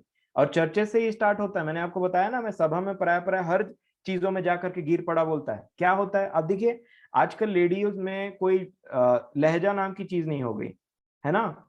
वो ऐसे करके, मैं कई लेडीज को देखता हूँ, हाँ अरे अरे वो वचन से कोई मतलब नहीं है। अरे भैया बहुत दिन बाद है, हाथ मिला रहे हैं, गले मिल रहे हैं। तुम जानो तुम्हारा अंदर का इंटेंशन क्या है, कि उसकी पत्नी तुमको पहले दिखाई नहीं देती, भैया तुमको पहले दिखाई दे रहे हैं। और वैसे ही कई मर्द जैसे ही अपना वो सभा खत्म हुआ दौड़ के चले गए, अरे भैया कैसे, भैया से मतलब नहीं, उसकी पत्नी से मतलब है। चाहिए तो विश्वास करिए, नहीं चाहिए तो आगे प्रभु आपको दिखा दे, मेरी ऐसी प्रभु से विनती। उसके बाद में, भैया आज आपका शर्ट कितना अच्छा दिख रहा है। आपने सुना होगा ऐसे शब्दों को बहुत, और बहुत बोल्ड लेडीज रहती है, बहुत बात करने वाली, भैया आपका कपड़ा कितना अच्छा दिख रहा है, वाह भैया आप तो बहुत स्मार्ट दिख रहे हैं। और कई बार कुछ मर्द, आज तो बहुत चमक रही हैं, क्या बात है। चर्च के अंदर में, चर्च के अंदर में, अब वो बेचारा वैसी कमेंट को सुन डाला कि कैसे अच्छा दिख रहे हो करके, स्मार्ट दिख रहे हो। अब वो ये जो सब भूल करके नया नया कपड़ा पहन के जा रहा है डेली, एकदम तैयार और हो करके। अब उसको लग रहा है कि अरे मैं ऐसा हूं, मैं ऐसी हूं करके। तो वो भी अलग से साड़ी पहन रही है और अलग से मेकअप कर रही, वचन से कोई मतलब नहीं, क्योंकि मिलना है, वही फिर से वही कमेंट को सुनना है वापस से। ये आजकल पाया जाता है चर्च के अंदर में। ये क्या है? ये दुष्ट आत्मा है। यीशु मसीह आप पढ़िए वचन को, जैसे मैंने बताया था, जैसे ही वो आराधनालय में गया और बोलने लगा, वहां पे दुष्ट आत्माएं थी। यीशु मसीह के प्रेजेंस में दुष्ट आत्मा बैठी है। और तो हम क्या करेंगे आज के डेट में? किस किस प्रकार की दुष्ट आत्मा, छोटे छोटे बच्चे, वचन वचन से कोई लेना देना नहीं है, जैसे ही खत्म होगा दौड़ के जाएंगे अपने मनपसंद भैया के पास में, भैया जय मसीह की, बहुत स्मार्ट दिख रहे हो आज। छोटे छोटे लड़के दौड़ के जाएंगे अपने मनपसंद दीदी जो भी उनका है, उसके बाद बोलेंगे दीदी जय मसीह की, हाथ को छुएंगे और वापस जाके बोलेंगे मैं उससे हाथ मिला के आया, मैं उससे हाथ मिला के आई। आप नहीं समझते, लेकिन प्रभु के लोग इन चीजों को बहुत अच्छे से समझ सकते हैं। वो प्रभु का जन ही क्या, जो शैतान के कार्य को पहचान ना पाए। लेकिन कई बार जब ऐसी बातें निकलती हैं, तो जो भोले लोग रहते हैं ना, उनको बिलीव भी नहीं होता है कि ये सब चीज हमारे साथ में चल रहा है। उनको समझ में नहीं आता है। तो ये सब चीजें, अब देखिए, मैं आपको एक चीज बताना चाहता हूं कि इसका उपाय क्या है। उपाय क्या है इन सब चीजों का, कि इन सब चीजों से हम बचे रहें? क्या उपाय है? आंख, क्या उपाय है? हाथ, क्या उपाय है मन को शुद्ध रखने के लिए? बाइबल बोलती है ऐसी स्त्री के देवड़ी के पास में मत जाना, क्योंकि लगेगा तो उसकी देवड़ी के पास में अगर गया भी ना, तो उसका जो घर है वो कहाँ खत्म होता है? अधोलोक में, शियोल। वहां पे ले जाकर पटक जाएगी, पटक देगी। और याद रखो, अगर ऐसी स्त्री है तो तुम पहले नहीं हो। अगर ऐसी स्त्री है तो तुम पहले नहीं, तुम्हारे पहले भी बहुत आए, तुम्हारे पहले भी बहुत गए। तुम ये मत सोच लो कि तुम पहले हो करके, ऐसा नहीं है। क्योंकि लिखा है उसके घात किए हुओं की संख्या बहुत है ना। और सबसे बड़ी बात क्या है पता है? ये नाक दौना सा कड़वी है, ये दो धारी तलवार सा पहनी है, इसके चाल चलन में चंचलता है, ये क्या बोलते हैं, ये मृत्यु के कगार में इसका घर पाया जाता है। और सबसे बड़ी दुखदाई की बात क्या है पता है? ये खुद नहीं जानती कि ऐसी है। She doesn't know that. बिल्कुल नहीं पता है, ये लिखा हुआ है यहाँ पे। अगर आप पढ़ेंगे तो 5:6 में लिखा हुआ है, नीति वचन क्या कहता है? इसलिए उसे जीवन का समथर पथ नहीं मिल पाता, उसके चाल चलन में चंचलता है, परंतु उसे वह आप नहीं जानती। ये है सबसे बड़ी समस्या। खुद नहीं जानती वो कितनी बड़ी, मतलब कितनी तेज तीर है, कितनी तेज तलवार है, कितना कितनी कड़वी है, कितनी क्या है और क्या हार्म पहुंचाती, खुद नहीं जानती। अब देखिए, आज ये जितने भी ये जो मूवीज आते हैं मेरे प्रियो, कहाँ है फोकस? कहाँ है फोकस? जो उनके कपड़ों को उनको पहनाया जाता है, उनको फोकस कहाँ पे दिखाई देता है आपको? ये भाग पूरा गायब, पीछे से ये भाग पूरा गायब, कहाँ है फोकस? मैं आपसे पूछता हूँ कि कहाँ है फोकस, बताइए। क्यों वही जगह को ज्यादा फोकस दिया जा रहा है जिसमें इंसान गिरता है वहां पे? मनुष्य राजा दाऊद ने क्या देखा? बैतशेबा नहा रही थी तब फिसले, मतलब बैतशेबा कपड़े नहीं पहने हुई थी, ठीक है। और उसके बाद में वो नंगेपन को देख करके फिसल गए। और आज क्या दिखाया जाता है? नंगापन। नंगापन। क्योंकि उसका आज का हथियार नहीं है, वो राजा दाऊद के समय से उसका हथियार चला आ रहा है, ये तब का हथियार है उसका। उसके बाद में आप देखिए, आदम और हवा को किस चीज का एहसास हुआ जब उन्होंने फल खाया? नंगे हैं। वो दुष्ट आत्मा जिसको यीशु मसीह बोलते हैं कि तेरे में बहुत, मतलब बहुत सारी सेना थी उस दुष्ट आत्मा के अंदर में, क्या था वो? नंगा था। जिसके अंदर दुष्ट आत्मा है वो नंगा करता है उसको, उसको कपड़े पहनने नहीं देता है। और आज देखिए कपड़ों को, आज देखिए जो वो उन स्टार्स को, उन सेलिब्रिटीज को किस तरीके के कपड़े पहनते हो। मैं आपको सच बताता हूं, अगर आपने इन चीजों को नहीं छोड़ा, अगर आपने सोशल मीडिया को इस तरीके से अपनाया है कि आप उसमें देख रहे हैं, मैं आपको सच बताता हूं, आपको अचानक से ऐसा एक गंदा सपना आएगा एक दिन, जो आपको लगेगा कि ये क्या था। आप बहुत ज्यादा परेशान हो जाएंगे, बेकार फील करने लगेंगे अपने बारे में। मैं आपको बताना चाहता हूँ, वो कुछ घुस गया आपके आंख के अंदर से आपके हृदय में। अब उसका कंट्रोल है, अब आपको उसको यीशु मसीह के नाम से अगर नहीं निकालते हैं तो प्रॉब्लम में फंसेंगे। उसकी देवड़ी के पास भी नहीं भटकना, उसके गेट के पास में भी नहीं जाना, ऐसी स्त्री के पास में। इसका मतलब क्या है? ये इंटरटेनमेंट भी है, ये मोबाइल, ये इंटरनेट, ये एंटरटेनमेंट, ये सब उसी से भरा हुआ है, और हम अपनी मर्जी से जाते हैं उसकी देवड़ी के पास में। बस गेट खुला, हम अंदर, गेट बंद, और दुष्ट आत्मा से भर गया जीवन। मेरे प्रियो, अगर ऐसी स्त्री अगर आप देखें, या ऐसा मनुष्य, ऐसा पुरुष देखें जो ओवर फ्रेंडली है, उनको बोलिए बस जय मसीह की, दूर से, बस जय मसीह की। और उसके बाद में कोई जरूरत नहीं है कि वो बुरा फील करना है तो बुरा फील करने दीजिए, बस जय मसीह की, हाथ जोड़ लीजिए उतना ही टाइम। फॉरेन कल्चर आजकल क्या हो गया है, लोग, मर्द मर्द से हाथ मिलाता है और उसकी औरत को गले लगाता है। फॉरेन कल्चर है ये। चर्च से खत्म होने के बाद वो ऐसे ही मिलते हैं, एक दूसरे को ऐसे ही मिलते हैं। लिखा है पवित्र चुंबन से एक दूसरे को नमस्कार करना। क्यों लिखा पौलुस ने पवित्र? क्यों सिर्फ चुंबन नहीं लिखा? क्योंकि अपवित्र भी है, और इसका फायदा आज उठाया जा रहा है चर्चेज में, इसका फायदा उठाया जा रहा है क्योंकि उनका आदत है। तो इन सब चीजों से अब हम सॉल्यूशन की तरफ बढ़ते हैं। बातें तो बहुत सारी है बोलने के लिए, पर मैं नहीं चाहता कि, अगर आपका इंटरेस्ट नहीं इन सब चीजों में, तो मैं इसको बहुत लंबा नहीं करना चाहता हूँ, इसको थोड़ा कॉम्पैक्ट वर्जन में आपके सामने में रखना चाहता हूँ। परंतु देखिए, मैं आपको एक फ्री इन्विटेशन देता हूँ, जितने जवान हैं, क्योंकि प्रभु ने जैसा मुझे कहा है अपनी आत्मा के द्वारा, उनको मैं बोलता हूँ, जितने जवान हैं, अगर आप में से कोई भी ऐसा फील करते हैं, किसी को भी ऐसा प्रॉब्लम है, किसी को भी ऐसा इन चीजों से दिक्कत है, आपको बुरे सपने, या फिर आपको लग रहा है कि कैसे मुझे कुछ ख्याल आ रहे हैं बेकार, मुझे अच्छा फील नहीं हो रहा है, आप मुझे कांटेक्ट कर सकते हैं। मैं आपको बोलना चाहता हूँ, प्रभु की ओर से मैंने ये चीज को आज प्राप्त किया है। मैं काफी देर तक प्रभु के साथ में बैठा हुआ, मतलब उनकी आत्मा मुझे गाइड कर रही थी। और मैं आपको बोलना चाहता हूँ, अगर आपके बीच में, आपके साथ में कुछ ऐसा है, चाहे वो लड़का हो चाहे लड़की हो, इवन कुछ बड़े अगर ऐसे हैं, मैं बोलना नहीं चाहता ताकि कुछ लोग क्या है एम्बेरस हो जाते हैं उन चीजों में। अगर आपके साथ में कुछ ऐसा है, आप मुझे अपना समझते हैं, तो आप मुझे फोन कर सकते हैं। ये मेरे और आपके बीच में ही रहेगा। मैं आपको कुछ ऐसी बातों को बताऊंगा जो आपके साथ में हो रही होंगी, परंतु वो आप उस चीज से बड़े परेशान होंगे कि मैं इससे निकलना तो चाहता हूं, परंतु फिर उसी में गिर जाता हूँ। निकलना तो चाहती हूँ, परंतु ये मुझ में हावी हो रहा है, ऐसा हो रहा है, वैसा हो रहा है करके। और उन चीजों को मैं यहाँ नहीं रखना चाहता, क्योंकि बाकी लोग उस चीज को नहीं समझ पाएंगे। ये बहुत डीप की बातें हैं जो प्रभु ने आज मुझे सिखाया है। और इसलिए मैं आपको फ्री इन्विटेशन देता हूँ कि अगर आपकी इच्छा हो तो आप स्वयं से मुझसे कांटेक्ट कर सकते हैं। और जैसे प्रभु यीशु मसीह ने कहा था ना, मैं तुमसे अब और नहीं कहूंगा इससे ज्यादा, क्योंकि इससे ज्यादा तुम सह नहीं पाओगे। ये कुछ ऐसी तरीके की बातें हैं, है ना। परंतु आज के जवान खासकर, आप बहुत सावधान रहिएगा।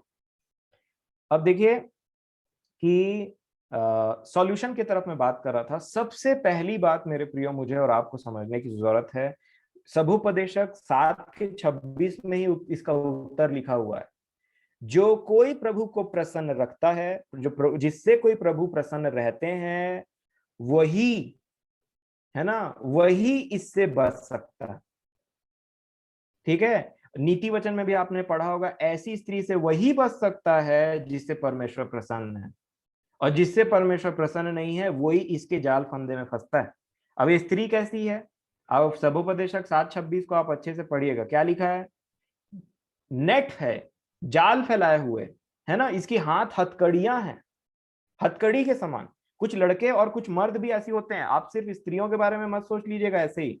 मैं स्पेसिफिकली ऐसा बोल रहा हूं क्योंकि यहाँ पे स्त्री बोला गया है। लड़के और जो आदमी है वैसे बहुत कम होते हैं इस प्रकार के, परंतु शी बोला गया है, मतलब मैं शी तक ही लिमिटेड हूं। ठीक है। अब क्या होता है, इसके हाथ फंदे हैं। अब देखिए, कई बार ऐसा होता है कि मैंने यहां तक देखा है कि कुछ लोग ऐसे होते हैं कि मेरी शादी ना इस व्यक्ति से होने वाली थी, उनकी शादी हो चुकी है, परंतु वो बोलते हैं कि मेरी शादी ना एक्चुअल में इसके साथ होने वाली थी, ये जो लड़का दिख रहा है ना, ये आदमी, इसकी शादी उसके साथ हो गई, मेरी शादी उसके साथ होने वाली थी, परंतु मेरी शादी नहीं हुई। अब वो मन ही मन उसके साथ में ऐसा है कि उसको निकाल नहीं पा रहे हैं मन से। कई केसेस में मैंने यहां तक देखा है, शादी हो गई है, बच्चे भी हो गए हैं अगले के, परंतु फोन अभी भी आ रहा है पुराने प्रेमी के पास में। कैसे हो, ठीक हो कि नहीं हो, अचानक से याद आ गया। कहां से निकलेगा ये सब, कहां से निकलेगा? मैं आपको सच बता रहा हूं, ये सब घिनौनी हरकत चल रही है। आपको क्या लगता है सदोम और अमोरा से कम स्थिति है आज दुनिया की? इससे कहीं ज्यादा है, यकीन मानिए, कहीं ज्यादा है। बोल नहीं सकता ऐसे चीजें हो रही है हमारे आसपास में। मेरे प्रियो, सबसे पहली बात हमको क्या करना है, परमेश्वर पिता के संगति में हमेशा बने रहना। ठीक है, ये ऐसा प्रॉब्लम, ऐसी बीमारी है जो बहुत बार हमारे पूर्वजों से ट्रांसफर होकर के आते रहता है। मैं आपको सच बता रहा हूं।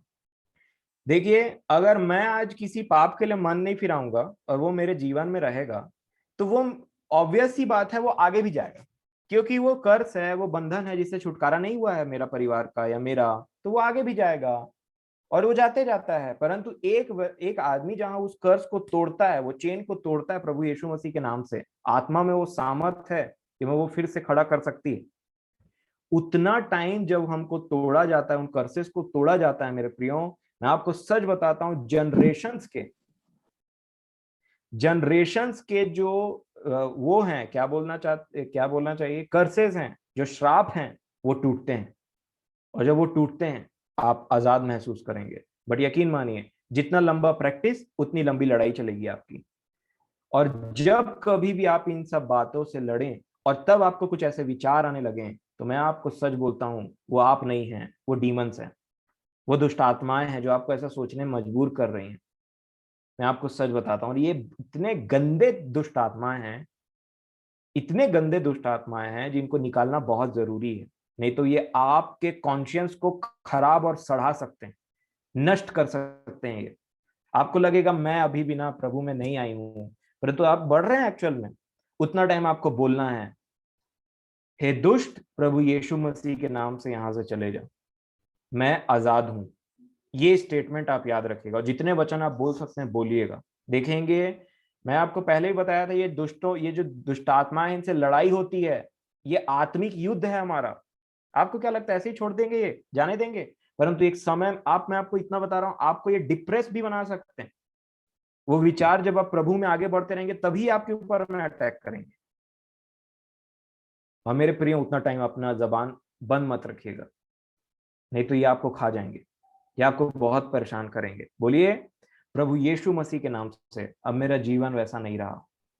प्रभु यीशु मसीह के नाम से जो बंधन थे, उनसे मैं आजाद हूं, उसके लहू से। और चाहे कितने भी बात आ जाएं, मेरा विश्वास इसी पे रहेगा, क्योंकि प्रभु ने मुझे छुड़ाया है।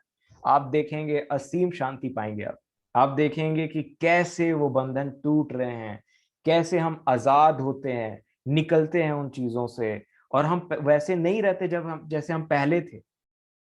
और आप उस चीज को जिस दिन पा जाएंगे, तब आप बोलेंगे, पवित्र आत्मा से सब संभव है, प्रभु से सब संभव है।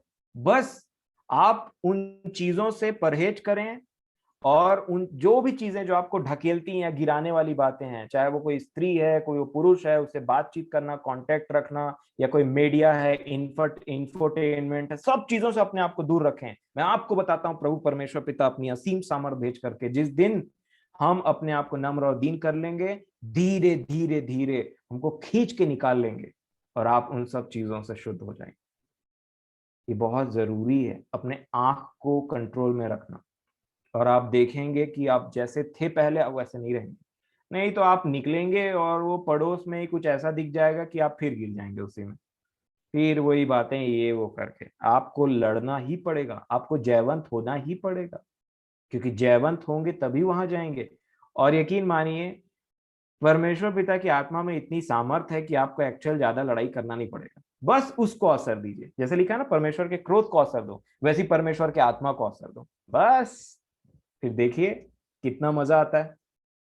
बने रहे मेरे प्रियो इस चीज में। दूसरा जो सॉल्यूशन है पतियों के लिए, अपनी पत्नी से प्रेम करो,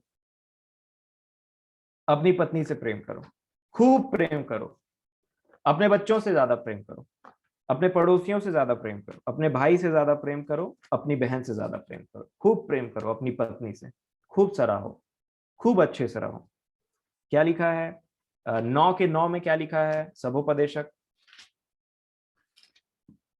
सभोपदेशक 9 का 9 लिखा है, अपने व्यर्थ जीवन के सारे दिन जो उसने सूर्य के नीचे तेरे लिए ठहराए हैं, अपनी प्यारी पत्नी, बड़ा अच्छा शब्द लिखा है यहाँ पे, मेरा मन इसको बहुत आनंदित हुआ इसको पढ़ के, जब प्रभु ने मुझे दिखाया। तो क्या लिखा है, फिर से पढ़ेंगे ना, अपने व्यर्थ जीवन के सारे दिन जो उसने सूर्य के नीचे तेरे लिए ठहराए हैं, अपनी प्यारी पत्नी के संग में बिताना, क्योंकि तेरे जीवन और तेरे परिश्रम में जो तू सूर्य के नीचे करता है, तेरा यही भाग है।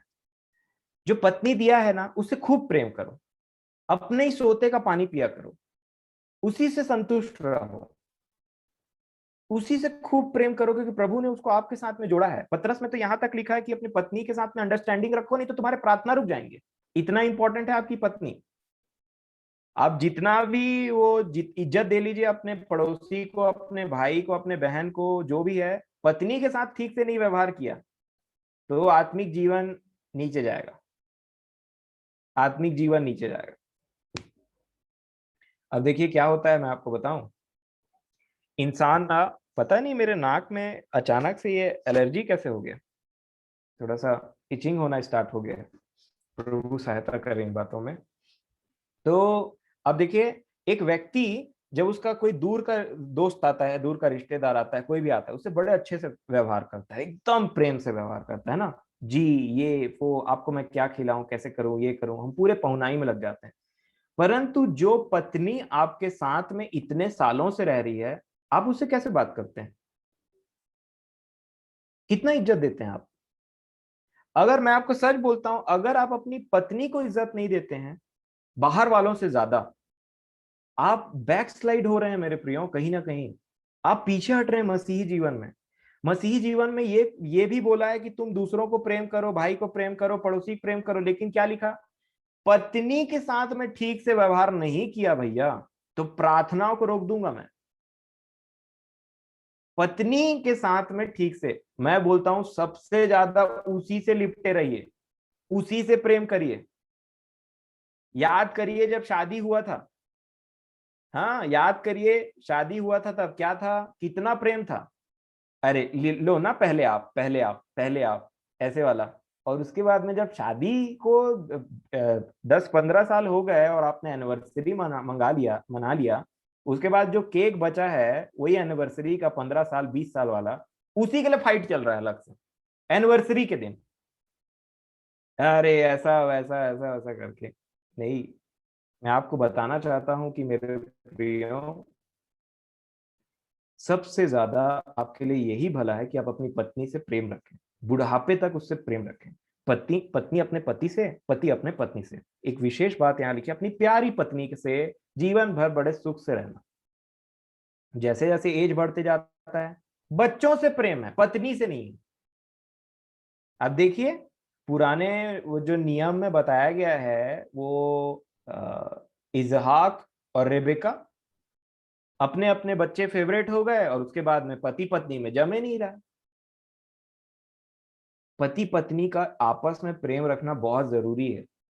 वो हेमंत दादा को देखिए, है ना, और दादी को देखिए, एक साथ बैठे रहते हैं, एकदम से हमारे लिए क्या बोलना चाहिए वो, एक तो क्या बोलते हैं, सबको सीखने के लिए जरूरत है उनको देख करके, है ना। कुछ भी हो जाए एकदम प्रेम में बने रहो, हमारे आदर्श हैं वो। और यही चीज को तोड़ता है शैतान, पति पत्नी के बीच में डिस्प्यूट पैदा करना।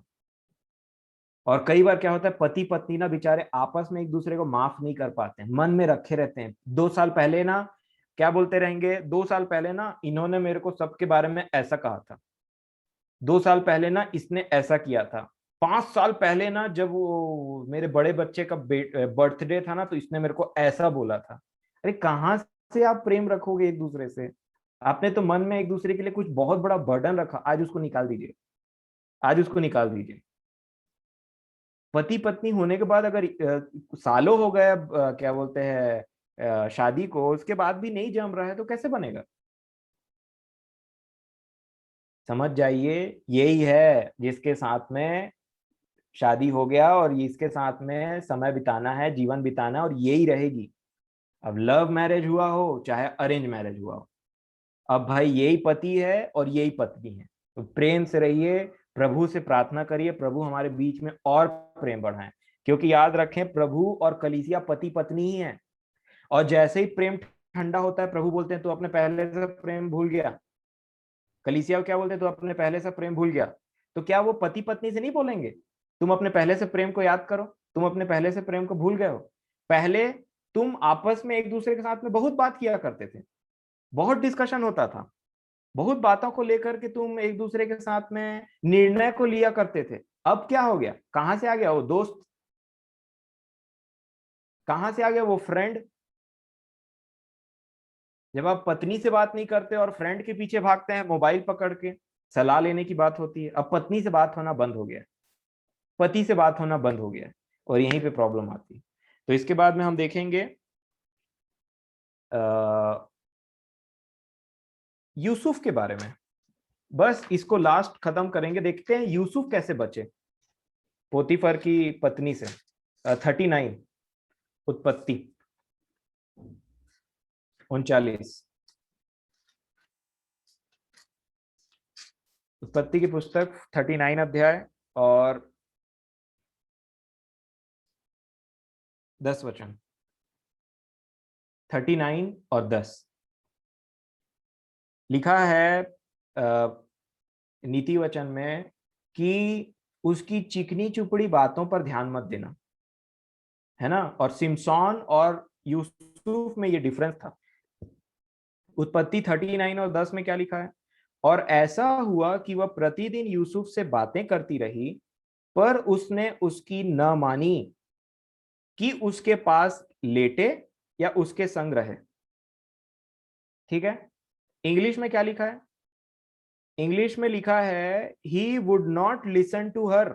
इसमें लिखा है न मानी, उसमें लिखा है न सुना। क्योंकि वो कैसी बात कर रही थी? आजा, सो जा, चल एक साथ सोते हैं। तो लिखा है यूसुफ उसकी एक नहीं सुन रहा था, सुनीच नहीं रहा था। तो था काहे?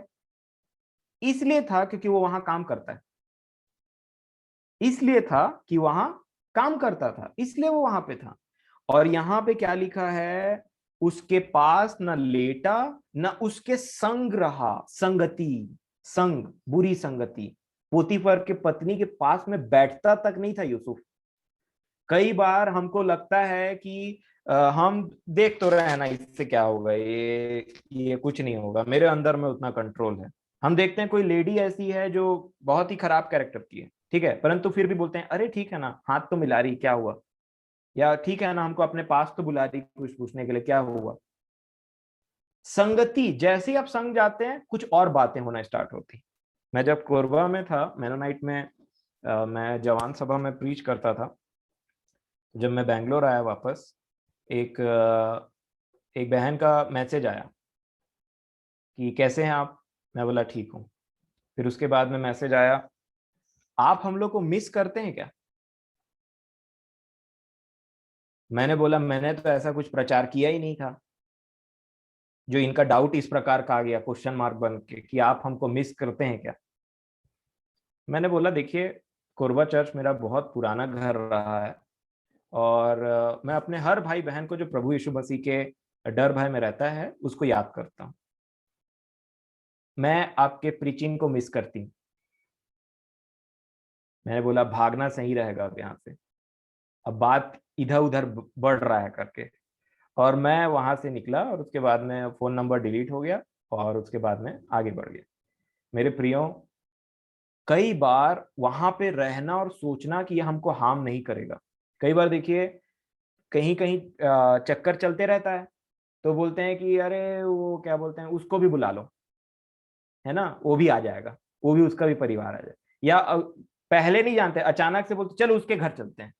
तो अगला ही बोलता है क्यों भाई, उसको तो हम जानते ही नहीं है, हम परिवार के घर नहीं जाएंगे, आपको उसके घर क्यों जाएंगे? तो अचानक से आप देखते हैं कोई नया मेंबर ना अचानक से आपको दिखने लगता है घरों में, और फिर अगला बोलता है कि कौन है ये, अरे ये